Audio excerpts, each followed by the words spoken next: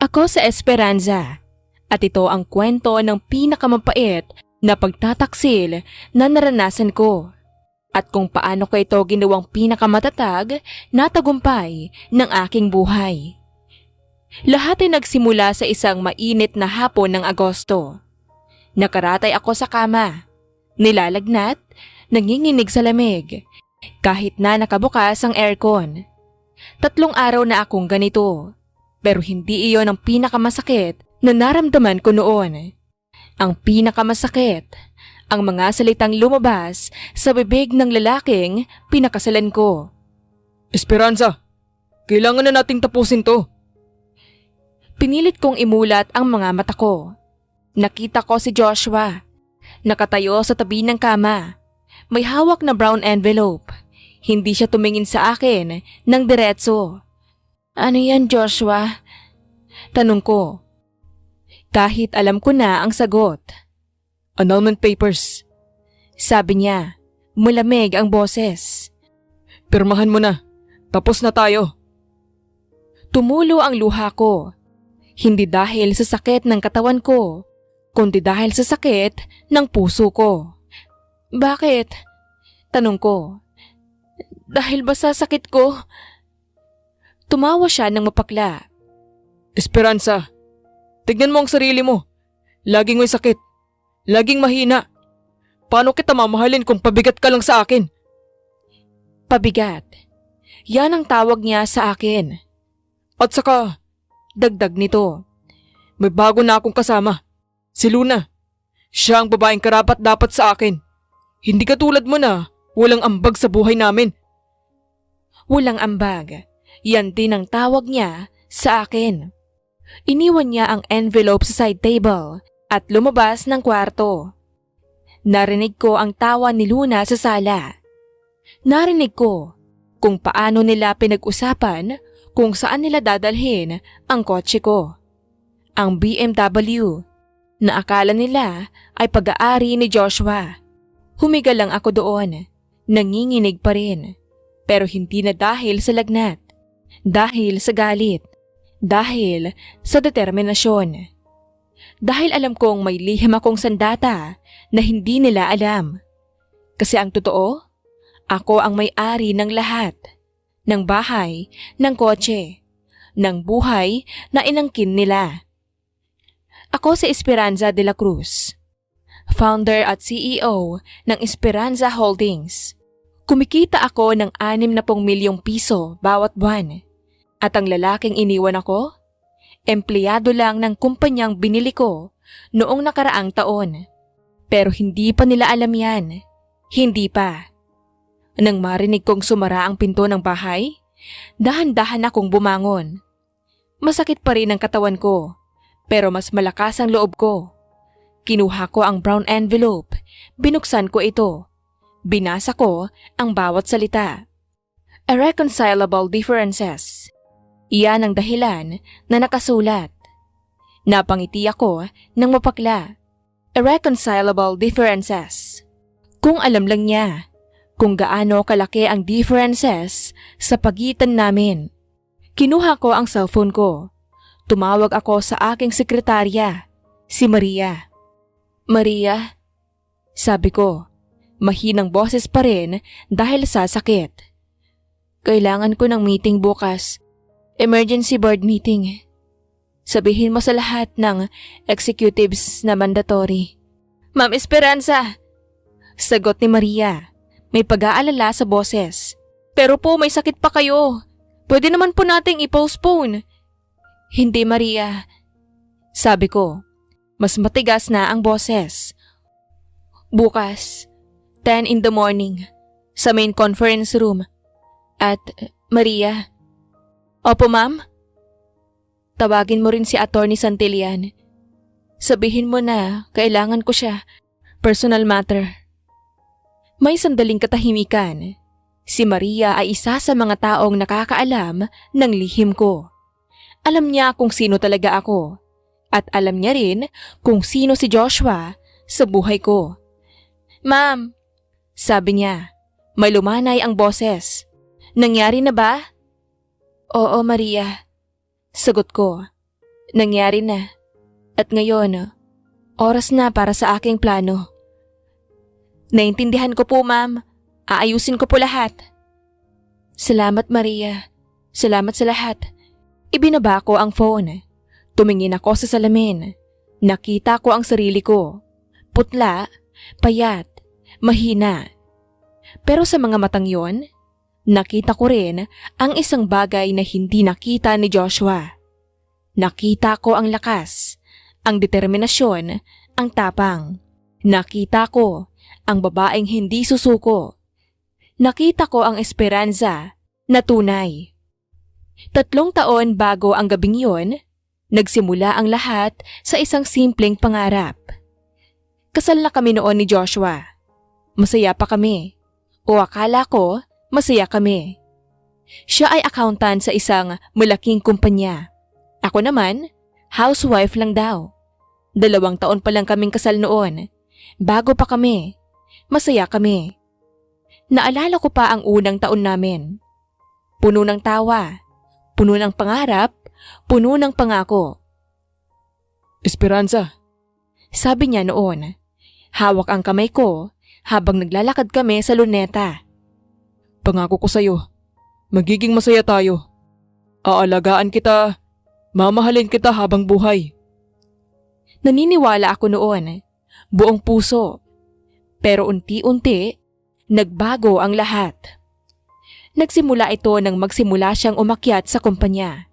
Naging senior accountant siya. Mas malaki ang sweldo. Mas malaki ang ego.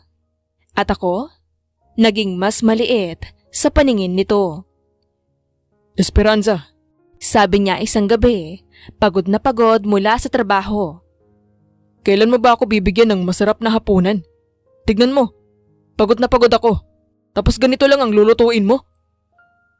Tumingin ako sa niluto ko. Adobo. Paborito niya dati, pero ngayon, hindi na sapat. Sorry, sabi ko. Magluluto ako ng iba bukas. Umiling siya. Esperanza, ano ba talagang ginagawa mo buong araw? Nakatambay ka lang dito sa bahay. Wala kang ginagawa. Tapos ganito pa ang luto mo? Nasaktan ako, pero hindi ko ipinakita. Kasi totoo naman, ano nga ba ang ginagawa ko buong araw? Naglilinis, naglalaba, nagluluto, nag-aasikaso sa bahay. Pero sa paningin niya, wala yon. Walang halaga. Kaya ng gabing yon, habang natutulog siya, nag-isip ako. Ano ba talaga ang gusto kong gawin sa buhay ko? Doon ko naalala ang pangarap ko noon pa. Bago ako naging asawa. Bago ako naging housewife. Gusto kong maging designer. Gusto kong gumawa ng mga magagandang bagay.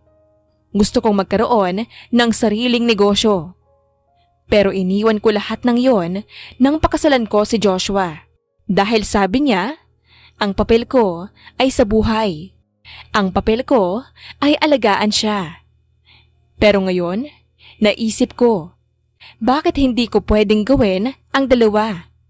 Bakit hindi ko pwedeng maging asawa at maging negosyante? Kaya kinabukasan, nagsimula ako. Pero sa gabi, habang natutulog siya, nagigising ako.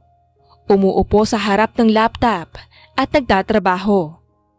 Nagsimula ako sa freelancing, web design, digital marketing.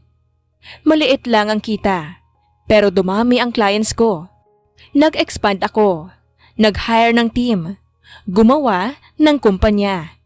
Naalala ko pa ang unang gabi ko. Kinuha ko ang lumang laptop ko. Ang laptop na binili ko pa noong college, gamit ang scholarship money ko. Ang laptop na itinago ko sa likod ng aparador dahil sabi ni Joshua, Bakit ka pa bibili ng laptop? May laptop naman ako. Gamitin mo na lang yun.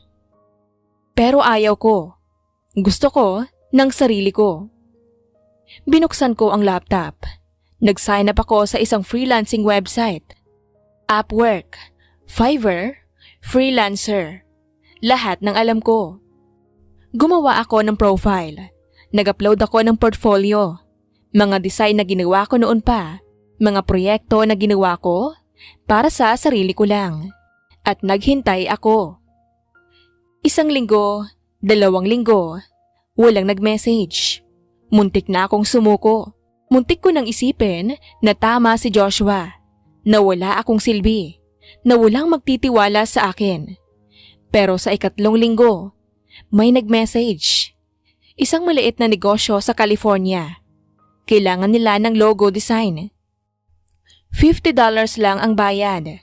Pero para sa akin, ito ay simula. Hi, sabi ng client sa message. I saw your portfolio. I like your style. Can you design a logo for my coffee shop? Tumagon ako agad. Yes, I would love to. When do you need it?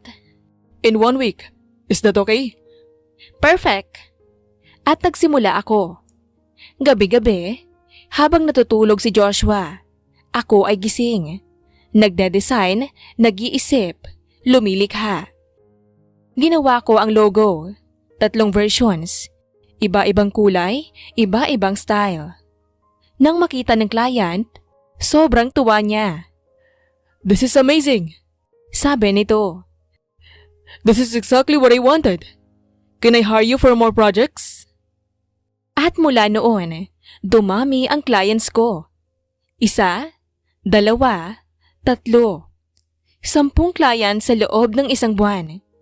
Kumikita na ako ng 5,000 piso bawat buwan. Hindi pa ito malaki, pero ito ay simula. At patuloy lang akong nagtrabaho. Gabi-gabi, habang natutulog si Joshua, habang akala niya ay mahina ako, habang akala niya ay walang silbi ako. Pero may isang gabi na muntik na akong mahuli. 3:00 ng umaga, nagtatrabaho ako. May deadline ako. Kailangan kong tapusin ang isang website design para sa isang client sa Australia. Biglang bumukas ang pinto ng kwarto. Si Joshua. Esperanza. Sabi niya. Antok pa ito. Ano bang ginagawa mo? Mabilis kong sinara ang laptop. Wala. Sabi ko. Hindi lang ako makatulog. Nag-browse lang ako. Tumingin siya sa akin. May pagdududa sa muka. Nag-browse? Nang 3:00 ng umaga? Oo. Sagot ko. May naalala lang akong recipe. Gusto kong tingnan. Tumango siya, pero hindi pa rin nawala ang pagdududa. Esperanza, kung may problema ka, sabihin mo sa akin. Okay? Tumango ako. Okay. Wala naman. Balik ka na sa tulog. Bumalik siya sa kwarto. At ako, hinintay ko na makatulog siya bago ko muling binuksan ang laptop. Pero mula noon, naging mas maingat ako. Naging mas tahimik, naging mas mabilis. Sa loob ng 6 na buwan, kumikita na ako ng 30,000 piso bawat buwan. Mas malaki pa ito sa sweldo ni Joshua noon. Pero hindi ko sinabi sa kanya. Itinago ko ang lahat.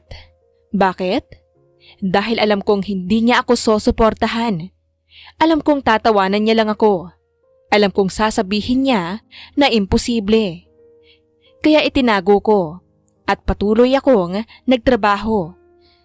Sa loob ng 1 taon, nag-hire na ako ng unang empleyado ko, si Karen. Isang graphic designer din. Nakilala ko siya sa online community.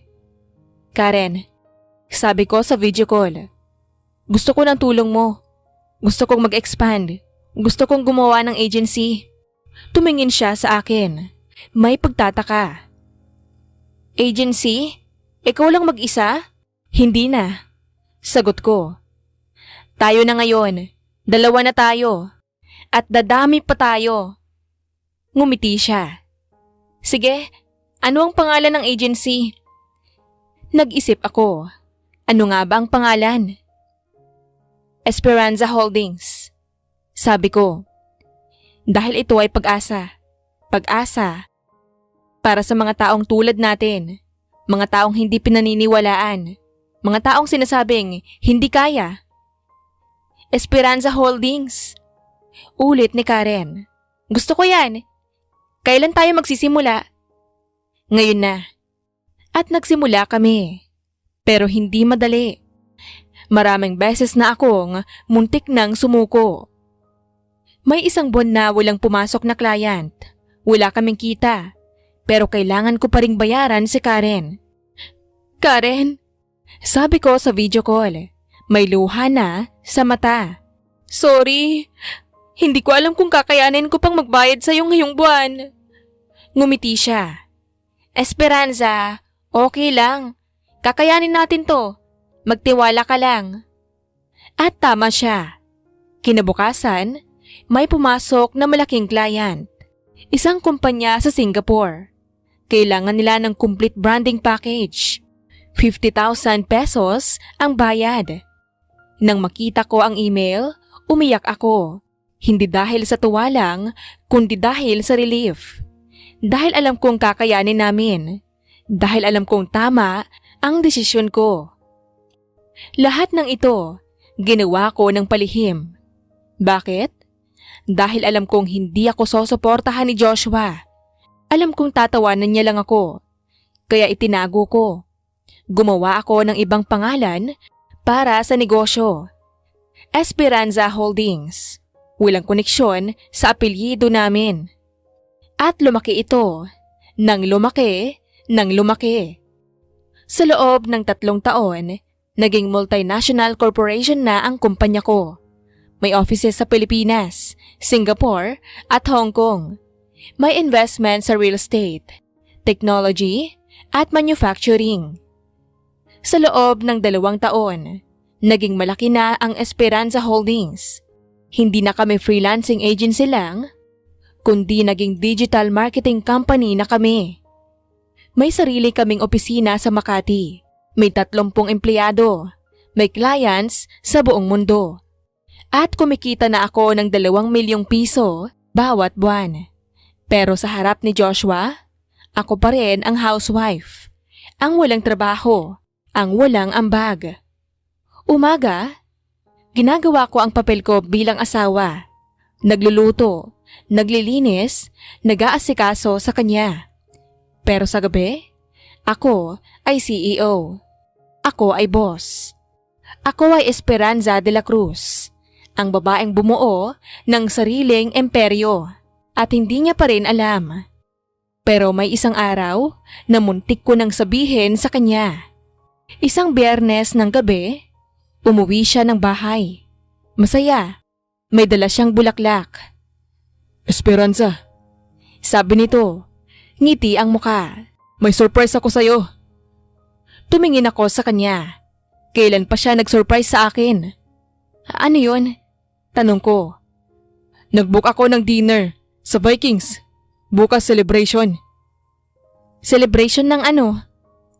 Ngumiti siya ng malaki. Na-promote ako. Senior manager na ako. Doble na ang sweldo. Dapat masaya ako. Dapat proud ako. Pero ang naisip ko lang, doble pa rin. Mas maliit pa rin sa kita ko. Pero ngumiti ako. Congratulations, Joshua. Proud ako sa'yo. Salamat. Sabi niya. At alam mo, Esperanza, ngayong mas malaki na ang kita ko. Baka pwede na tayong mag-anak. Natigilan ako. Mag-anak? Oo, Dagdag nito. kasi dati, hindi ko alam kung kakayanin natin financially. Pero ngayon, kaya na. Ano? Gusto mo? Tumingin ako sa kanya. At sa sandaling yon, naisip ko. Gusto ko bang magkaroon ng anak sa taong to? Sa taong hindi nakakakita ng halaga ko. Sa taong akala ay mas mataas siya sa akin. Pero ngumiti lang ako. Pag-isipan natin, Joshua. At nag-isip nga ako. Buong gabi. At ang naisip ko, hindi pa oras. Hindi pa oras para magkaroon ng anak. Dahil may mas importante pang gawin. Kailangan kong palakasin pa ang kumpanya. Kailangan kong siguraduhin stable kami. Kailangan kong siguraduhin kahit ano pang mangyari, kaya kong buhayin ang sarili ko. Kaya patuloy akong nagtrabaho. Mas mabuti pa, mas malakas pa. At sa loob ng susunod na taon, nag-expand pa ang Esperanza Holdings. Bumili kami ng real estate properties. Nag-invest kami sa technology startups. Nag-open kami ng offices sa Singapore at Hong Kong. At kumikita na ako ng 60 milyong piso bawat buwan. 60 milyong piso. Pero si Joshua, hindi pa rin niya alam. Pero sa harap ni Joshua, ako pa rin ang mahina, ang walang kwenta, ang laging may sakit. Oo, may sakit ako. Pero hindi dahil mahina ako. May autoimmune condition ako na dumating noong nakaraang taon. Pero kontrolado ito. Alam ko kung paano pangasiwaan. Noong 3 taon ng aming kasal, nangyari ang isang bagay na nagbago sa lahat. Nalaman kong may sakit ako. Nagsimula ito sa simpleng pagkapagod. Lagi akong pagod. Kahit matulog ako ng maaga, pagod pa rin ako kinabukasan. Tapos dumating ang sakit ng katawan, ng joints, ng muscles. Parang may sumasakit na lagi. At ang rashes, sa muka, sa braso, sa binti. Esperanza, Sabi ni Joshua ng umaga, nakatingin sa muka ko. ano yung rashes mo? Nakakahiya yan. Paano ako maglalakad kasama mo? Nasaktan ako, pero hindi ko ipinakita. Pupunta ako sa doktor. Sabi ko, papacheck ko. At pumunta nga ako. Nang sabihin sa akin ng doktor ang diagnosis, parang bumukas ang lupa. Lupus. Sabi ng doktor, Systematic lupus erythematosus. Ito ay autoimmune condition. Ibig sabihin, ang immune system mo ay umaatake sa sarili mong katawan. may lunas ba? Tanong ko. Nanginginig ang boses. Umiling ang doktor. Walang lunas, pero may treatment, may gamot. Pwede nating kontrolin to. Pwede kang mabuhay ng normal na buhay. Pero kailangan mong mag-ingat. Kailangan mong uminom ng gamot. Kailangan mong regular na magpa-check up. Umuwi ako ng bahay. Umiiyak.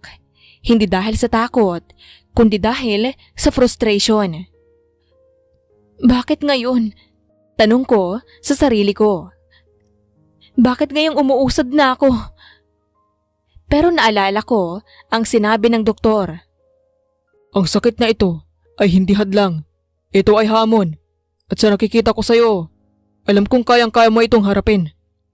Kaya tumayo ako. Pinunasan ang luha ko at nagdesisyon. Hindi ako susuko. Hindi ako titigil. Hindi ako hihinto. Dahil ang sakit na ito ay hindi ako. Ito ay parte lang ng sa akin, pero hindi ito ang buong ako. Sinabi ko kay Joshua ang tungkol sa sakit ko. Akala ko ay susuportahan niya ako. Akala ko ay magiging mabuti siya. Pero mali ako. Lupus? Sabi niya, may halong inis sa boses. Ibig sabihin, mas magiging mahina ka pa? Nasaktan ako, pero hindi ko ipinakita. Hindi, sagot ko. Kontrolado ito, may gamot, may treatment, kaya ko to. Miling siya. Esperanza, paano mo ako aalagaan kung may sakit ka? Paano mo ako magiging mabuting asawa? Gusto kong sumigaw. Gusto kong sabihin sa kanya na hindi lang ako asawa. Na ako ay CEO. Na ako ay kumikita ng milyon-milyong piso. Na ako ay mas matagumpay pa sa kanya. Pero hindi ko sinabi dahil hindi pa oras. Kaya tumango lang ako at nagpatuloy sa buhay ko. Pero mula noon, naging mas malamig si Joshua. Naging mas distant. Naging mas walang pakialam. May mga gabi na hindi siya umuuwi. May mga araw na hindi siya tumatawag. At ako, alam ko na may iba na siya. Nalaman ko ito isang araw nang makita ko ang phone niya. Nakabukas. May message. Love, miss na kita. Kailan tayo magkikita ulit? Mula kay Luna. Dapat masakit. Dapat umiyak ako. Pero hindi. Dahil sa totoo lang, wala na akong nararamdaman para sa kanya. Ang nararamdaman ko lang ay disappointment. Disappointment na ito ang lalaking pinili ko. Ito ang lalaking pinakasalan ko. Pero hindi ko siya kinompronta. Hindi ko siya tinanong. Dahil alam ko, darating ang araw na siya mismo ang aamin. At tama ako. Dahil 3 buwan pagkatapos, nangyari ang gabing yun. Ang gabing iniwan niya ako. Ang gabing binigyan niya ako ng annulment papers. Ang gabing sinabi niyang pabigat ako. Pero hindi niya alam, ang gabing yun din, ang simula ng kanyang pagbagsak. Pero ginamit ito ni Joshua bilang dahilan. Dahilan para iwan ako. Dahilan para tawagin akong pabigat. Kaya ng gabing yun, habang nakahiga ako sa kama, gumawa ako ng desisyon. Ipapakita ko sa kanya kung sino talaga ako. Kinabukasan, tumawag ako sa aking abogado, si Emilio Santillan, isa sa pinakamahusay na corporate lawyer sa bansa. Matagal na siyang legal counsel ng Esperanza Holdings. Emilio, sabi ko sa phone, kailangan ko ng tulong mo. Personal matter. Pumunta siya sa bahay kinaumagahan. Nakita niya ang annulment papers. Nakita niya ang lagay ko. Esperanza, Sabi niya, may pag-aalala ang boses. okay ka lang ba? Tumango ako. Okay lang ako. Pero kailangan kong gumanti. Ngumiti siya. Hindi ito masama o mapanlin lang ng ngiti. Ito ay ngiti ng taong nauunawaan ka. Ano ang gusto mong gawin? Tanong nito. Gusto kong malaman ni Joshua kung sino talaga ako. Sabi ko. Pero hindi pa ngayon. Gusto kong maramdaman niya muna kung ano ang pakiramdam nang mawalan ng lahat. Tumango si Emilio. Kailan mo gustong magsimula? Ngayon na. At nagsimula kami. Pero bago ko ikwento ang tungkol sa plano, kailangan kong ikwento muna kung sino si Emilio. Si Emilio Santillan, 35 anyos. Gwapo, matalino, isa sa pinakamahusay na corporate lawyer sa bansa. Nakilala ko siya, 3 taon na ang nakakalipas. Noong nagsisimula pa lang ang Esperanza Holdings. Kailangan ko noon ng legal counsel. Kailangan ko ng tulong sa contracts, sa business registration, sa lahat ng legal matters. Nag-search ako online. Nakita ko ang profile niya. Impressive. Harvard Law School graduate. Maraming awards, maraming successful cases. Tumawag ako sa opisina niya. Good morning, sabi ng sekretary. Santillan Law Office, how may I help you? Hi, sabi ko, kinakabahan. Gusto ko pong mag-schedule ng consultation with Attorney Santillan. May I know what this is regarding? Business matters. Legal counsel for a new company. I see. Attorney Santillan's rate is 20,000 pesos per hour. Is that okay with you? Natigilan ako. 20,000 piso per hour? Pero kailangan ko siya, kaya tumango ako. Yes, that's fine. Okay, when are you available? Anytime this week. How about tomorrow, 3 p.m.? Perfect. Kinabukasan, pumunta ako sa opisina niya. Nasa Makati. Isang malaking building. Isang magandang opisina. Pumasok ako. Nakita ko siya. At sa unang tingin pa lang, alam ko na. Alam ko na ito ay ang taong pinagkakatiwalaan. Miss De La Cruz. Sabi niya. Tumayo at nag-stand ng kamay. Nice to meet you. I'm Emilio Santillan. Nakipag-shake hands ako. Nice to meet you too, attorney. Please call me Emilio. Sabi niya at ngumiti. Sit down. Tell me about your business. At nagsimula akong magkwento. Tungkol sa Esperanda Holdings, tungkol sa mga clients ko, tungkol sa mga plano ko. Nakikinig siya ng mabuti, walang interruption, walang judgment. At nang matapos ako, ngumiti siya. Esperanza. Sabi niya. Impressive. Ang galing ng ginawa mo at gusto kong tulungan ka. Talaga? Tanong ko, hindi makapaniwala. Oo, pero may tanong ako. Ano yun? Bakit mo itinago sa asawa mo? Natigilan ako. Paano niya nalaman? Nakita niya ang reaksyon ko. Sorry. Sabi niya. Hindi ko intensyon na maging intrusive. Pero nakita ko sa documents mo, may asawa ka. Pero ang business mo ay under your maiden name. At walang mention sa kanya sa kahit anong documents. Bumuntong hininga ako.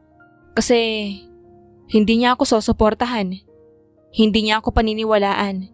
Kaya itinago ko. Tumango siya. I understand. At respeto ko yan. Ang lihim mo ay safe sa akin.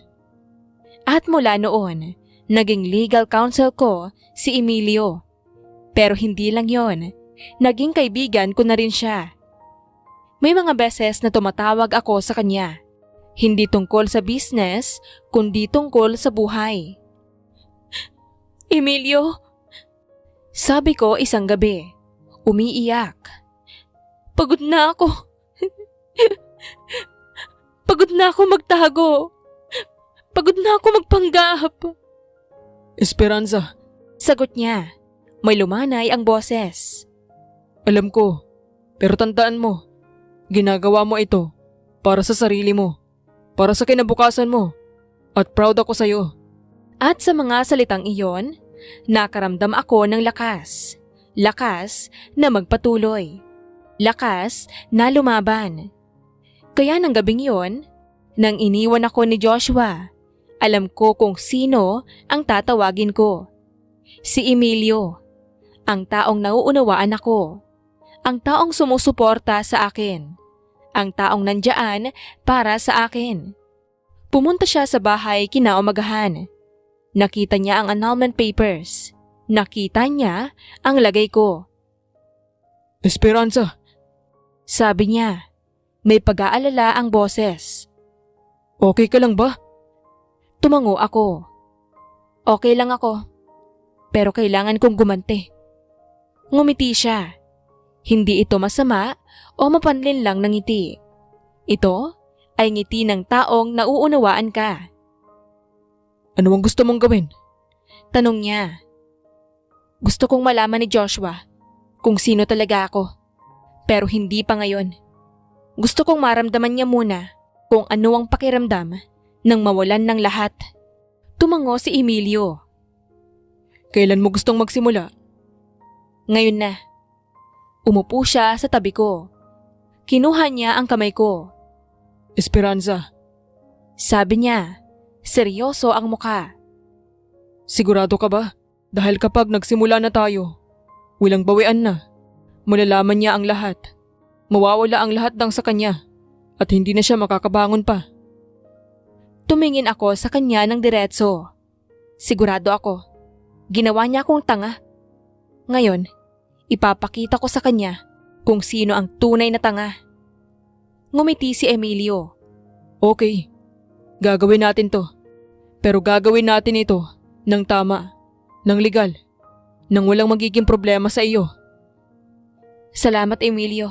Salamat sa lahat. Walang anuman, Esperanza. Nandito lang ako, lagi. At sa mga salitang iyon, naramdaman ko ang isang bagay na hindi ko inaasahan. Naramdaman ko ang pag-asa. Hindi lang pag-asa para sa paghihiganti, kundi pag-asa para sa isang bagong simula. Pero hindi ko pa ito iniisip noon. Ang iniisip ko lang ay ang paghihiganti. Una, sinuri namin ang lahat ng ari-arian. Ang bahay na tinitirhan namin, binili ko ito 3 taon na ang nakakalipas gamit ang pera ng kumpanya ko. Nakarehistro ito sa ilalim ng Esperanza Holdings. Ang BMW, binili ko rin. Company car, nakarehistro sa kumpanya. Ang furniture, ang appliances, ang lahat ng nasa bahay, lahat mula sa kumpanya ko. Pero may mas malaki pang lihim. Noong nakaraang taon, nalaman kong may utang si Joshua. Malaki. 2 milyong piso dahil sa gambling. Hindi niya alam na alam ko. Pero bago ko ikwento ang tungkol sa utang, kailangan kong ikwento muna kung paano ko nalaman. Isang gabi, mga 6 na buwan bago niya ako iwan, umuwi siya ng bahay, lasing at umiiyak. Esperanza, may problema ako. Nagtaka ako. Kailan pa siya naging vulnerable sa harap ko? Ano yun? Tanong ko. May utang ako. Malaki. 2 milyong piso. Natigilan ako. 2 milyong piso? Paano nangyari yun? Tanong ko. Umiyak siya ng malakas. Gambling. Naglalaro ako ng poker online. Akala ko mananalo ako. Pero natalo ako. Nang natalo. Nakaramdam ako ng awa. Pero nakaramdam din ako ng galit. Joshua, sabi ko, bakit mo ginawa yun? Bakit ka naglaro? Kasi gusto kong kumita ng mas malaki. Gusto kong maging mayaman. Gusto kong maging successful. Napangiti ako ng mapakla. Gusto niyang maging mayaman, pero hindi niya alam na ang asawa niya ay mas mayaman pa sa kanya. Ano ang gagawin mo? Tanong ko. Hindi ko alam. Sinisingil na ako. Binabantaan ako. Baka patayin pa ako. Nakaramdam ako ng takot, pero nakaramdam din ako ng opportunity. Magkano ang utang mo? Tanong ko. 2 milyon. Kailan ang deadline? 1 buwan. Tumango ako. Okay, hahanap ako ng paraan. Tumingin siya sa akin. May pag-asa sa mata. Talaga? Paano? Huwag mo nang alalahanin, sabi ko. Ako nang bahala. At kinabukasan, tumawag ako kay Emilio. Emilio, sabi ko, kailangan ko ng tulong mo. May utang si Joshua, 2 milyon. Gusto kong bayaran. Bakit? Tanong nito. Bakit mo babayaran ang utang niya? Dahil gusto kong may utang na loob siya sa akin. Kahit hindi niya alam. Dahil balang araw, kokolektahin ko ang utang na yon. Tumango si Emilio. Naintindihan ko. Gagawin ko yan. Pero Esperanza, sigurado ka ba? Sigurado ako. At ginawa nga niya. Binayaran niya ang utang ni Joshua gamit ang pera ng kumpanya ko. Pero ginawa niyang mukhang galing sa ibang tao. Nang malaman ni Joshua na nabayaran na ang utang niya, sobrang tuwa niya. Esperanza, Sabi niya at yumakap sa akin. nabayaran ang utang ko. May nagbayad daw. Hindi ko alam kung sino, pero nabayaran na. Ngumiti ako. Buti naman. Salamat sa Diyos. Pero sa loob ko, alam ko. Alam ko na ako ang nagbayad. Alam ko na may utang na loob siya sa akin. At alam ko na balang araw, kokolektahin ko ang utang na yon. At ngayon, dumating na ang araw na yon. Emilio, sabi ko, gusto kong i-freeze ang lahat ng assets niya. Gusto kong marimate ang lahat ng ari-arian niya na akala niya ay sa kanya. At gusto kong malaman niya na ako ang dahilan. Tumango si Emilio. Gagawin ko yan. Pero Esperanza, sigurado ka ba? Ito ay malaking hakbang. Tumingin ako sa kanya ng diretso. Sigurado ako. Ginawa niya akong tanga. Ngayon, papakita ko sa kanya kung sino ang tunay na tanga. Ngumiti si Emilio at sa ngiting yon, nakita ko ang isang bagay na hindi ko inaasahan. 3 araw pagkatapos ng pag-alis ni Joshua, nagsimula ang operasyon. Kinabukasan, nag-meeting kami ni Emilio sa opisina niya. Kasama namin ang buong legal team niya. 5 silang abogado, lahat experts sa iba't ibang field. Okay. Sabi ni Emilio, nakatayo sa harap ng whiteboard. Ito ang plano. Una, i-freeze natin ang lahat ng bank accounts ni Joshua. Pangalawa, i-repossess natin ang lahat ng properties na akala niya ay kanya. Pangatlo, tanggalin natin siya sa trabaho. At pang-apat, siguraduhin nating walang magiging legal repercussions kay Esperanza. Tumango ang lahat. Pero, Dagdag ni Emilio, kailangan nating maging maingat. Kailangan nating siguraduhin lahat ng ginagawa natin ay legal. Walang shortcuts, walang gray areas. Dahil ayaw nating magkaroon ng problema sa Esperanza. Naiintindihan namin, sir. sabi ng isa sa mga abogado. Okay, Sabi ni Emilio. magsimula na tayo. At nagsimula na nga kami. Unang araw, tumawag si Emilio sa bank. Kinausap niya ang manager. Sinabi niyang may pending legal case si Joshua. Kaso tungkol sa fraud. Kaso na ginawa namin. I need you to freeze all his accounts. Sabi ni Emilio. Effective immediately. But sir, sagot ng manager. We need proper documentation. I'll send it to you within the hour. Sabi ni Emilio. But I need you to freeze it now. This is urgent. Okay sir, I'll do it. At ginawa nga niya. Sa loob ng 1 oras, na-freeze na ang lahat ng accounts ni Joshua. Pangalawang araw, tumawag kami sa real estate company. Kinausap namin ang owner. Sinabi naming ang bahay na tinitirhan ni Joshua ay kailangan nang i-vacate. Bakit? Tanong ng owner. Dahil may violation sa contract. Sagot ni Emilio. Ang bahay ay pag-aari ng Esperanza Holdings at ang contract ay nagsasabing ang bahay ay para lang sa executives ng kumpanya. Si Mr. Joshua Reyes ay hindi na executive, kaya kailangan niyang umalis. Pero sir, Sabi ng owner. si Mr. Reyes ay nakatira na doon ng 3 taon. Oo, Sagot ni Emilio. pero ang contract ay malinaw. Kailangan niyang umalis within 7 days. Tumango ang owner. Okay sir, ipapadala ko ang eviction notice. Pangatlong araw, tumawag kami sa car company. Kinausap namin ang manager. Sinabi naming ang BMW ay kailangan nang ibalik. Bakit? Tanong ng manager. Dahil hindi nabayad ang installment. Sagot ni Emilio. Ang BMW ay company car ng Esperanza Holdings at ang kumpanya ay nag-decide na i-repossess na ito.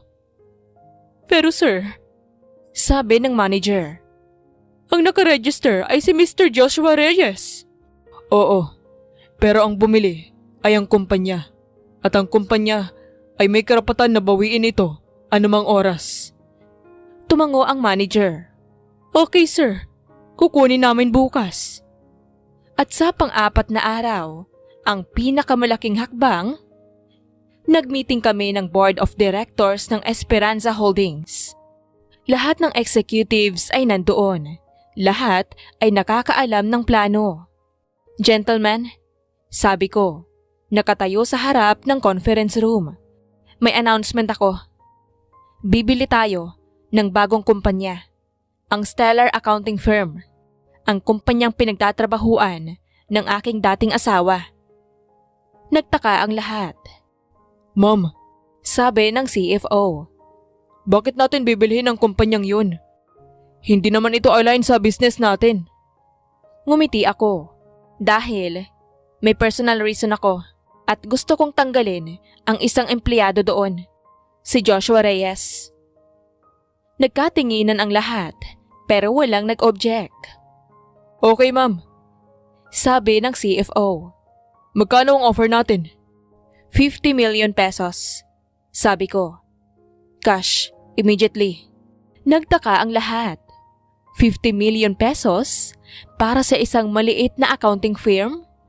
Pero tumangulang sila dahil alam nilang may dahilan ako. At kinabukasan, nag-offer kami. 50 million pesos. Cash, immediately. Ang owner ng Stellar Accounting Firm ay hindi makapaniwala. 50 million? Sabi niya sa phone. Para sa kumpanya ko? Oo. Sagot ni Emilio. 50 million. Cash, immediately. Pero may kondisyon. Ano yun? Kailangan naming tanggalin ang isang empleyado. Si Joshua Reyes. Effective immediately. May sandaling katahimikan. Okay. Sabi ng owner. Deal. At sa loob ng isang araw, matapos ang transaksyon, binili ng Esperanza Holdings ang Stellar Accounting Firm. At sa unang ginawa namin, tanggalin si Joshua sa trabaho. Lahat ng ito nangyari sa loob ng 4 na araw. 4 na araw lang at nawala na ang lahat kay Joshua. Nang malaman niya, tumawag siya sa akin. Galit, nagwawala. Esperanza, ano ang ginawa mo? Sigaw niya sa phone. Kalmado akong sumagot. Ginawa ko lang ang tama, Joshua. Kinuha ko pabalik ang lahat ng sa akin. Anong ibig mong sabihin? Ang bahay, ang kotse, ang trabaho ko, lahat yan ay sa akin. Tumawa ako. Malamig, mapakla. Hindi, Joshua. Lahat yan ay sa akin. Lagi nang sa akin. Akala mo lang na sa'yo. Katahimikan. Ano? Ano ang ibig mong sabihin? Tanong niya. Nanginginig na ang boses. Ibig kong sabihin, Joshua, ako ang may-ari ng lahat. Ako ang bumili ng bahay. Ako ang bumili ng kotse. Ako ang nagbayad ng utang mo. Ako ang bumili ng kumpanya mo. Ako ang nagpapasahod sa'yo. Mas mahabang katahimikan. Imposible. Bulong nito. Ikaw ay housewife lang. Walang trabaho. Walang pera. Yan ang akala mo. Sabi ko. Pero ang totoo, ako si Esperanza de la Cruz. Founder at CEO ng Esperanza Holdings. Kumikita ako ng 60 milyong piso bawat buwan. At ikaw? Ikaw ay empleyado ko lang. O dating empleyado, dapat kong sabihin. Narinig ko ang pagbagsak ng phone sa kabilang linya. At naramdaman ko ang unang ngiti sa aking muka mula nang iwan niya ako. Pero hindi pa tapos ang lahat. Kinabukasan, lumabas sa balita ang tungkol sa pagbagsak ni Joshua. Kung paano siya nawalan ng lahat. Kung paano siya natanggal sa trabaho. Kung paano siya naging walang tirahan. At kung paano siya iniwan ni Luna. Oo, iniwan na siya ni Luna dahil wala na siyang pera. Wala na siyang bahay, wala na siyang kotse, wala na siyang trabaho. At si Luna, lumipat na siya ng ibang mayaman dahil yan ang uri ng babae siya. Pero si Joshua, naiwan siyang mag-isa, walang-wala. At ako ay nanonood lang mula sa aking opisina sa Makati, mula sa aking penthouse, mula sa aking buhay na puno ng tagumpay. Pero kahit nananalo na ako, may kulang pa rin dahil ang paghihigante, kahit gaano kasarap, ay hindi nagbibigay ng tunay na kasiyahan. Ang tunay na kasiyahan, dumadating ito sa isang hindi inaasahang paraan. Isang linggo pagkatapos ng lahat, nag-usap kami ni Emilio sa isang coffee shop. Tungkol sa legal matters, tungkol sa kumpanya. Pero sa gitna ng usapan, tumigil siya. Tumingin siya sa akin ng diretso. Esperanza, Sabi nito. Pwede ba akong magtanong ng personal? Tumango ako. Masaya ka ba? Natigilan ako.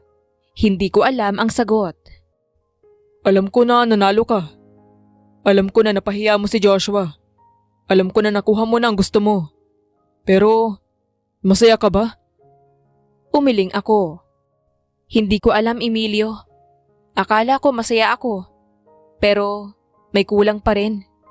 Ngumiti ito. Alam mo kung ano ang kulang? Umiling ako. Ang kulang ay ang taong makakasama mo sa tagumpay mo. Ang taong makakaintindi sa'yo. Ang taong mamahalin ka. Hindi dahil sa pera mo, kundi dahil sa kung sino ka. Tumingin ako sa kanya. At sa mga matang yon, nakita ko ang katotohanan. Nakita ko ang totoong nandyan para sa akin mula pa noong simula. Ang taong tumulong sa akin sa paghihiganti. Ang taong nauunawaan ako. Emilio, bulong ko. Ano ang sinasabi mo? Hinawakan niya ang kamay ko. Sinasabi ko, Esperanza, na mahal kita. Matagal na, pero hindi ko masabi dahil alam kong may pinagdadaanan ka. Pero ngayon, gusto kong malaman mo. Nandito ako, lagi. At sa sandaling yon, naramdaman ko ang isang bagay na matagal ko nang hindi naramdaman. Pag-ibig. Tunay na pag-ibig. Hindi ang pag-ibig na puno ng kondisyon. Hindi ang pag-ibig na nawawala kapag may problema, kundi ang pag-ibig na nananatili. Ang pag-ibig na totoo. Emilio, mahal din kita. At sa sandaling iyon, nagsimula ang aming kwento. Ang kwento na hindi tungkol sa paghihiganti, kundi tungkol sa pag-ibig. Ang kwento na hindi tungkol sa pagbagsak ng iba, kundi tungkol sa pagtayo ng sarili. Ang kwento na hindi tungkol sa nakaraan, kundi tungkol sa kinabukasan. Isang taon pagkatapos, ikinasal kami ni Emilio. Simple lang ang kasal. Walang malaking selebrasyon. Walang mga bisita na hindi namin kilala. Ang nandoon lang ay ang mga taong mahalaga sa amin. Ang mga taong sumuporta sa amin. Ang mga taong minahal kami. At sa araw na yon, naramdaman ko ang tunay na kaligayahan. Hindi dahil sa pera. Hindi dahil sa tagumpay. Hindi dahil sa paghihiganti.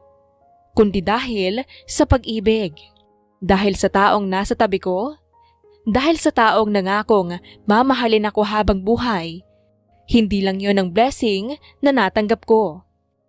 Ilang buwan pagkatapos ng kasal, nalaman kong buntis ako.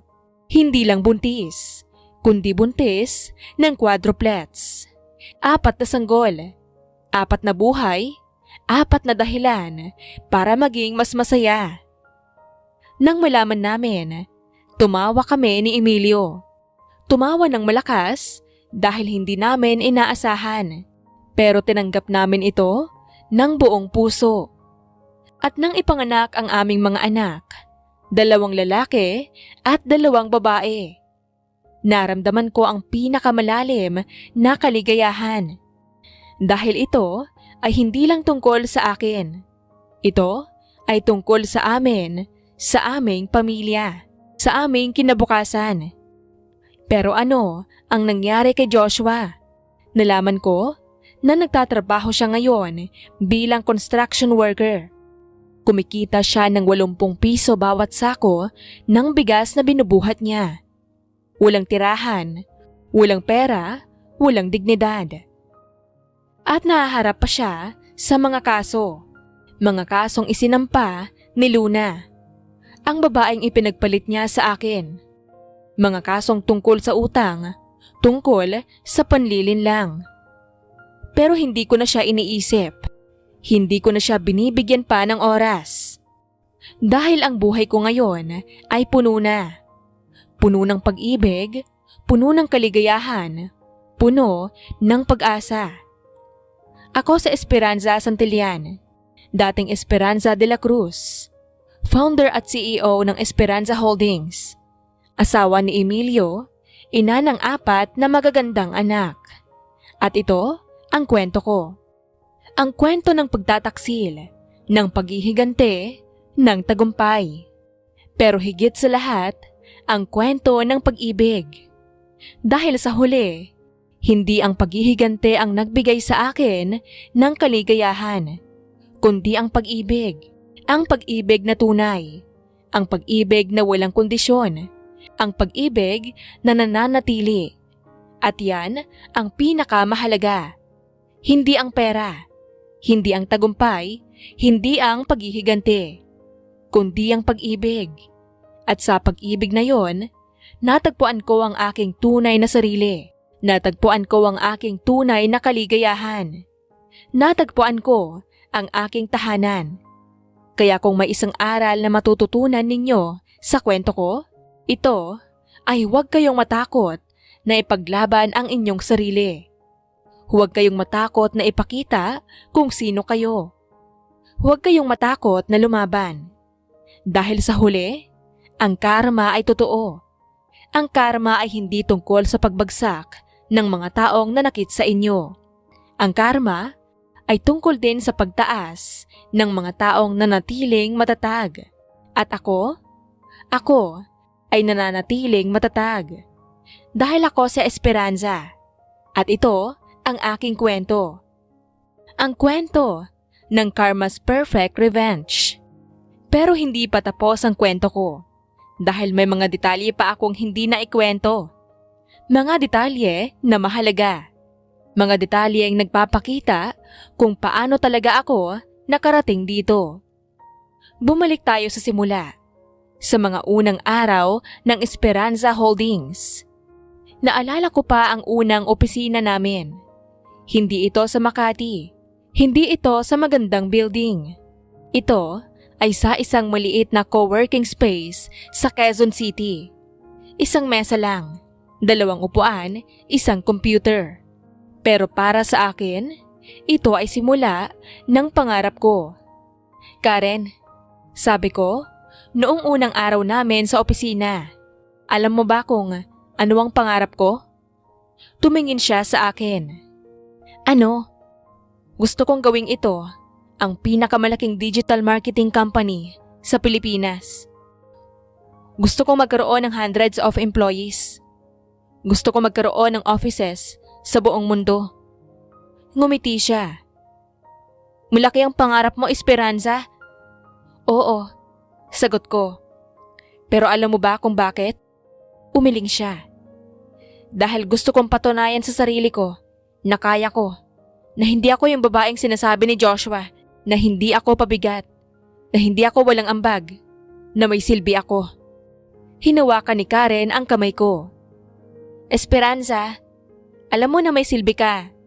Hindi mo na kailangan patunayan yan. Kailangan ko, sabi ko. Para sa sarili ko. Para malaman ko na totoo to. Na hindi ito panaginip lang.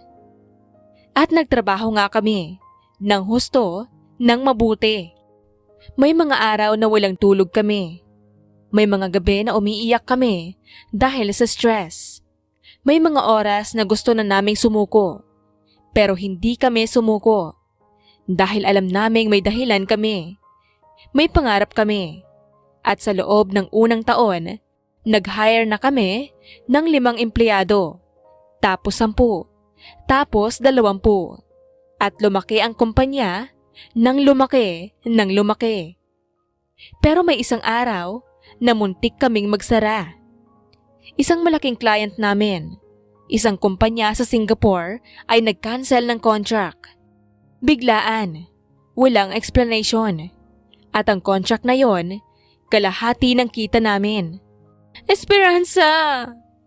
Sabi ni Karen, umiiyak. Ano ang gagawin natin? Kalahati ng kita natin yan. Paano natin babayaran ng mga empleyado? Tumingin ako sa kanya. At sa mga matang iyon, nakita ko ang takot. Pero hindi ako pwedeng matakot. Dahil ako ang leader. Ako ang CEO. Karen, sabi ko, Kalmado ang boses. Hahanapan natin ng paraan. Maghahanap tayo ng bagong clients. Mag-e-expand tayo. Mag-i-innovate tayo. Pero, paano? Wala na tayong pera. Wala na tayong resources. May pera pa tayo, sabi ko. Ang emergency fund natin, ang savings natin, gagamitin natin yan. Pero Esperanza, yan ang pang-emergency lang. Yan ang safety net natin. Oo, sagot ko. At ito ang emergency, kaya gagamitin natin. At ginawa nga namin. Ginastos namin ang lahat ng savings namin. Nag-hire kami ng sales team. Nag-invest kami ng marketing. Nag-expand kami sa ibang bansa. At sa loob ng 3 buwan, nakakuha kami ng 10 bagong clients. 10 clients na mas malaki pa sa client na nag-cancel. At mula noon, hindi na kami nag-alala sa pera. Dahil alam na naming kaya na namin. Alam na naming malakas kami. Pero sa kabila ng lahat ng tagumpay na yon, may isang bagay na hindi ko masabi kahit kanino. Ang lungkot ko. Oo, matagumpay ako. Oo, mayaman ako. Oo, may kumpanya ako. Pero sa gabi, pag uwi ko sa bahay, mag-isa lang ako. Mag-isa sa malaking bahay. Mag-isa sa malamig na kama. Mag-isa sa buhay ko. Dahil si Joshua, nandoon siya, pero wala siya. Nandoon siya physically, pero emotionally, wala. Hindi niya ako kinakausap. Hindi niya ako tinitignan at hindi ako minamahal. At ako, nagpanggap lang na okay lang. Nagpanggap na masaya ako. Nagpanggap na kontento ako. Pero sa totoo lang, nasasaktan ako. Nasasaktan na mag-isa ako. Nasasaktan na walang nakakaintindi sa akin. Kaya nang iniwan niya ako, kahit masakit, may parte sa akin na natuwa. Dahil sa wakas, tapos na ang kasinungalingan. Sa wakas, hindi na ako kailangang magpanggap. Sa wakas, pwede na akong maging totoo. At sa katotohanan na iyon, natagpuan ko ang aking kalayaan. Pero bumalik tayo sa kwento ng paghihigante. Pagkatapos ng 4 na araw, nawala na ang lahat kay Joshua. Pero gusto ko pang gawin ang isang bagay. Gusto kong makita niya. Gusto kong makita niya kung sino talaga ako. Kaya nag-schedule ako ng meeting sa opisina ko sa Makati. Pinapunta ko si Joshua. Bakit? Tanong niya sa phone. Takot na takot. Bakit mo ako pinapapunta dyan? Dahil gusto kong makita mo kung sino talaga ako. Gusto kong makita mo kung ano ang nawala sa'yo. At pumunta nga siya. Kinabukasan, dumating siya sa opisina ko. Nakita niya ang building, ang Esperanza Holdings Tower. 30 palapag. Isa sa pinakamagandang building sa Makati. Pumasok siya. Nakita niya ang lobby, ang marble floors, ang crystal chandeliers, ang mga empleyado na nagmamadali, at nakita niya ang pangalan ko. Esperanza de la Cruz, founder and CEO. Sumakay siya sa elevator. Pumunta sa 30th floor, ang executive floor. Pumasok siya sa opisina ko at nakita niya ako. Nakaupo sa malaking desk, nakasuot ng business suit, nakatingin sa kanya. Esperanza, Bulong niya, hindi makapaniwala. Ikaw ito? Tumango ako. Oo, Joshua. Ako ito. Ako ang Esperanza na hindi mo kilala. Ang Esperanza na itinago ko sa'yo. Umupo siya. Nanginginig ang tuhod. Paano? Tanong nito. Paano mo nagawa ito? Gabi-gabi. Sagot ko. Habang natutulog ka, ako ay gising. Nagtatrabaho, lumilikha, bumubuo ng imperyo. Pero bakit? Tanong nito. Bakit mo tinago sa akin? Tumingin ako sa kanya ng diretso. Dahil alam kong hindi mo ako susuportahan. Alam kong tatawanan mo lang ako. Alam kong sasabihin mo na imposible. Kaya itinago ko at ginawa kong mag-isa. Umiyak siya. Esperanza, sorry. Sorry talaga. Hindi ko alam na ganito ka. Na ganito ang kaya mo. Oo, sabi ko. Hindi mo alam. Dahil hindi mo ako binigyan ng pagkakataon na ipakita. Dahil sa tingin mo, housewife lang ako. Walang kwenta, walang silbi. Sorry. Ulit niya. Babalikan kita. Mamahalin kita. Please, bigyan mo ako ng second chance. Umiling ako. Hindi, Joshua. Tapos na tayo. Sinabi mo yan at tama ka. Tapos na nga tayo. Pero, Esperanza. Wala nang pero, Joshua. Umalis ka na at huwag mo na akong balikan. Dahil wala na akong nararamdaman para sa'yo. Tumayo siya. Umiiyak, nanginginig. Esperanza, sana mapatawad mo ako balang araw.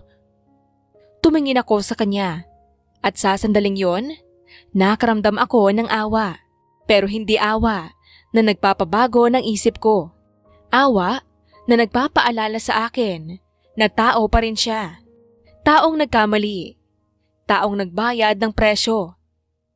Joshua, matagal ko nang pinatawad ka. Pero hindi ibig sabihin na babalikan kita. Ang pagpapatawad ay para sa akin. Para makalaya ako. Hindi para bumalik ka. Tumango siya at lumabas ng opisina. At hindi ko na siya nakitang muli. Pero ang kwento ay hindi nagtatapos doon. Dahil may isa pang chapter. Ang chapter tungkol kay Emilio. Naalala ko pa ang unang beses na naramdaman kong may nararamdaman ako para sa kanya. 1 taon bago ako iwan ni Joshua. Nagmeeting kami ni Emilio tungkol sa isang malaking deal. Isang investment sa technology startup. Esperanza, Sabi niya, seryoso ang muka. sigurado ka ba sa investment na to? Malaki ang risk. Oo, sagot ko. Sigurado ako. Nakita ko ang potensyal. Nakita ko ang future. Ngumiti siya. Yan ang gusto ko sa'yo, Esperanza. Hindi ka takot sa risk. Hindi ka takot sa hamon. Lumalaban ka. At sa ngiting iyon, naramdaman ko ang isang bagay. Isang kaba. Isang kilig. Isang damdaming hindi ko dapat naramdaman. Dahil may asawa ako. Dahil kasal ako. Kaya itinago ko ang damdaming yon. Ibinaon ko sa kailaliman ng puso ko. Pero nandoon pa rin ito. Lagi. At nang iniwan ako ni Joshua, ang unang taong naisip ko ay si Emilio. Hindi dahil kailangan ko ng abogado, kundi dahil kailangan ko ng kaibigan. Kailangan ko ng taong makakaintindi sa akin at binigay niya iyon sa akin. Nang mga linggo pagkatapos ng paghihiganti, nag-usap kami sa coffee shop. Esperanza, kamusta ka na? Okay naman. Mas okay na. Totoo ba? O nagpapanggap ka lang ulit? Natigilan ako. Paano niya nalaman? Ngumiti siya. Esperanza, kilala na kita. Alam ko kung kailan ka nagpapanggap. At alam ko kung kailan ka totoo. Bumuntong hininga ako. Okay. Hindi ako okay. Masaya ako na nanalo ako. Masaya ako na napahiya ako si Joshua. Pero may kulang pa rin. Ano ang kulang? Hindi ko alam. Siguro ang taong makakasama ko. Ang taong makakaintindi sa akin. Hinawakan niya ang kamay ko. Esperanza, nandito ako. Lagi akong nandito. Tumingin ako sa kanya at sa matang iyon, nakita ko ang katotohanan. Nakita ko ang pag-ibig. Ang pag-ibig na matagal nang nandoon. Emilio, mahal mo ba ako? Oo, Esperanza. Mahal kita. Matagal na. Simula pa noong unang araw na nakita kita. Pero, bakit hindi mo sinabi? Dahil may asawa ka. Dahil ayaw kong gawing komplikado ang buhay mo. Dahil gusto kong maging kaibigan mo lang. Kahit masakit. Tumulo ang luha ko. Emilio, mahal din kita. Matagal na rin. Pero takot ako. Takot akong aminin. Takot akong maramdaman. Huwag ka matakot. Nandito ako. Hindi kita iiwan. Hindi kita sasaktan. Mamahalin kita habang buhay. At sa sandaling iyon, hinalikan niya ako. At sa halik na yon, naramdaman ko ang lahat. Ang pag-ibig, ang pag-asa, ang kinabukasan. Ang lahat ng hindi ko naramdaman kay Joshua, ang lahat ng hinanap ko, ang lahat ng kailangan ko. Mga buwan pagkatapos naging official na kami, naging couple, naging partners, hindi lang sa business, kundi sa buhay. At sa mga buwan na iyon, natutunan ko kung ano ang tunay na pag-ibig. Ang pag-ibig na walang kondisyon. Ang pag-ibig na mananatili kahit may problema. Ang pag-ibig na lumalaki bawat araw. Esperanza. Sabi ni Emilio isang gabi habang nakahiga kami sa sofa nanunood ng movie. Alam mo ba kung ano ang pinakagusto ko sa'yo? Ano? Ang lakas mo, ang tapang mo, ang determinasyon mo. Kahit may sakit ka, kahit may problema ka, lumalaban ka pa rin. Ngumiti ako. Salamat, Emilio. Pero alam mo ba kung ano ang pinakagusto ko sa'yo? Ano? Ang pag-intindi mo, ang suporta mo, ang pag-ibig mo. Binibigyan mo ako ng lakas na magpatuloy. Hinalikan niya ako. Mahal kita, Esperanza. Sobra. Mahal din kita, Emilio. Sobra-sobra. At sa gabing iyon, nag-propose siya. Hindi ito grand proposal. Walang fireworks, walang orchestra, walang malaking audience. Kami lang dalawa. Sa living room. Nakaupo sa sofa. Esperanza. Sabi niya. Kinuha ang kamay ko. Alam kong mabilis pa ito. Alam kong kakatapos mo lang sa annulment mo. Pero gusto kong malaman mo. Gusto kitang pakasalan. Gusto kitang maging asawa. Gusto kitang mahalin habang buhay. Kinuha niya ang isang maliit na box. Binuksan niya ito. At nakita ko ang pinakamagandang singsing na nakita ko. Pakakasalan mo ba ako? Tanong nito. Umiyak ako. Tumango. Oo, Emilio. Oo. Pakakasalan kita. At isinuot niya ang singsing sa daliri ko. At sa sandaling iyon, naramdaman ko ang tunay na kaligayahan. Ang kaligayahang hindi ko naramdaman kay Joshua.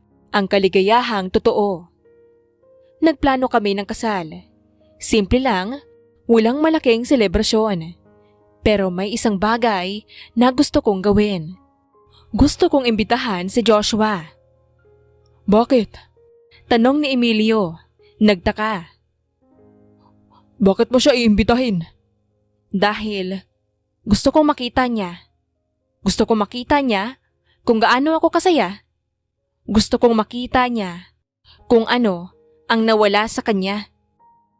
Tumango si Emilio. Okay, kung yan ang gusto mo. At nag-send nga ako ng invitation. Pero hindi siya dumating. Dahil sa araw ng kasal namin, nasa kulungan siya. Oo, nakulong siya. Dahil sa mga kaso na isinampa ni Luna. Mga kaso tungkol sa utang, tungkol sa panlilinlang. Nang malaman ko, hindi ako natuwa. Hindi ako nalungkot. Wala akong naramdaman dahil wala na siyang lugar sa buhay ko. Ang kasal namin ay simple pero maganda.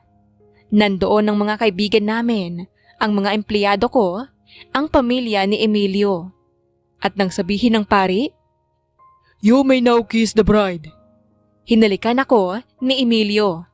At sa halik na iyon, naramdaman ko ang simula ng bagong buhay ko. Ang buhay na puno ng pag-ibig. Ang buhay na puno ng kaligayahan. Ang buhay na puno ng pag-asa. Honeymoon namin sa Maldives. 1 linggong bakasyon, 1 linggong pahinga. At sa linggong iyon, nag-usap kami tungkol sa kinabukasan. Emilio, sabi ko habang nakahiga kami sa beach. Ano ang gusto mong gawin sa buhay? Gusto kong maging mabuting asawa sa'yo. Sagot niya. Gusto kong suportahan ka. Gusto kong mahalin ka. At ako, gusto kong maging mabuting asawa sa'yo. Gusto kong magkaroon ng pamilya. Gusto kong magkaroon ng mga anak. Mga anak? Ilan? 2 o 3? Depende. Tumawa siya. Sige, 2 o 3. Pero paano ang kumpanya mo? Kaya ko yan. Sabi ko. Kaya ko maging CEO at maging ina. Kaya kong gawin ng 2. Alam ko. Dahil ikaw ay Esperanza. Ang babaeng walang imposible. At tama siya. Dahil ilang buwan pagkatapos, nalaman kong buntis ako. Pero hindi lang buntis ng 1 o 2 o 3, kundi buntis ng 4. Quadruplets. Nang sabihin sa amin ng doktor, hindi kami makapaniwala. 4? Tanong ni Emilio. Sigurado kayo, Dok? Tumango ang doktor. Oo, 4. 2 lalaki, 2 babae. Congratulations! Tumingin kami sa isa't isa at tumawa. Tumawa ng malakas dahil hindi namin inaasahan. 4? 4 na anak? Paano natin kakayanin yan? Kakayanin natin. Dahil magkasama tayo. Dahil mahal natin ang isa't isa.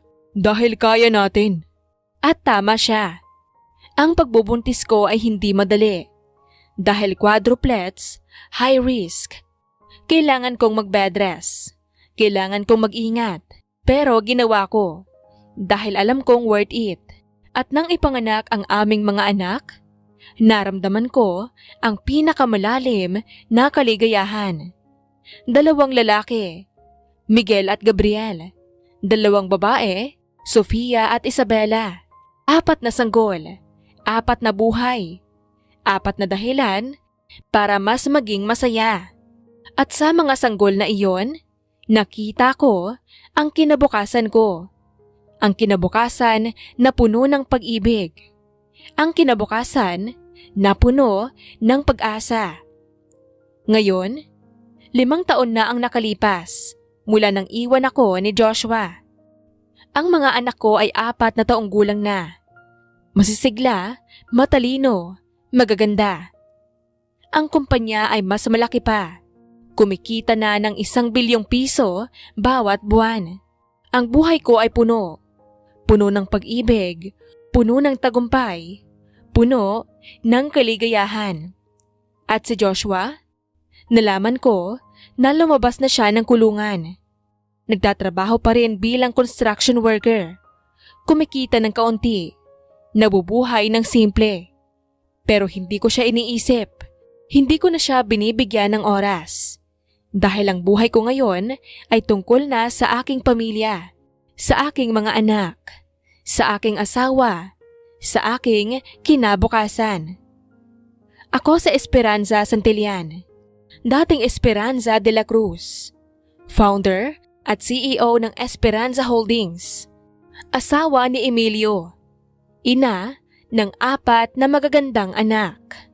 At ito ang kwento ko. Ang kwento ng pagtataksil, ng paghihigante, ng tagumpay. Pero higit sa lahat, ang kwento ng pag-ibig. Dahil sa huli, hindi ang paghihigante ang nagbigay sa akin ng kaligayahan, kundi ang pag-ibig. Ang pag-ibig na tunay. Ang pag-ibig na walang kondisyon. Ang pag-ibig na mananatili. At iyan ang pinakamahalaga. Hindi ang pera. Hindi ang tagumpay. Hindi ang paghihigante. Kundi ang pag-ibig. At sa pag-ibig na iyon, natagpuan ko ang aking tunay na sarili. Natagpuan ko ang aking tunay na kaligayahan. Natagpuan ko ang aking tahanan. Kaya kung may isang aral na matututunan ninyo sa kwento ko, ito ay, huwag kayong matakot na ipaglaban ang inyong sarili. Huwag kayong matakot na ipakita kung sino kayo. Huwag kayong matakot lumaban. Dahil sa huli, ang karma ay totoo. Ang karma ay hindi lang tungkol sa pagbagsak ng mga taong nanakit sa'yo. Ang karma ay tungkol din sa pagtaas ng mga taong nananatiling matatag. At ako ay nananatiling matatag dahil ako si Esperanza. At ito ang aking kwento, ang kwento ng Karma's Perfect Revenge. Salamat sa pakikinig. Wakas.